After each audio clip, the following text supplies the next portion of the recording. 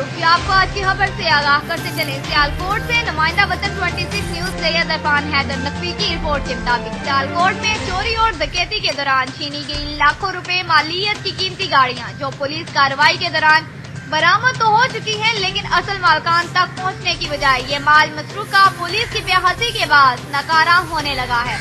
दूसरी जानिब पुलिस की सरकारी मोटरसाइकिल और गाड़ियां भी मुबैना गुफलत के बाद खड़े खड़े कबारखाने का मंजर पेश कर रही हैं और जंग आलूद होकर नकारा हो चुकी हैं। सियालकोट में चोरी और डकैती के दौरान छीनी गई लाखों रुपए मालियत की कीमती गाड़ियां, जो पुलिस कार्रवाई के दौरान बरामद तो हो चुकी हैं, लेकिन असल मालकान तक पहुंचने की बजाय ये माल मसरूका पुलिस की बेहसी के बाद नकारा होने लगा है।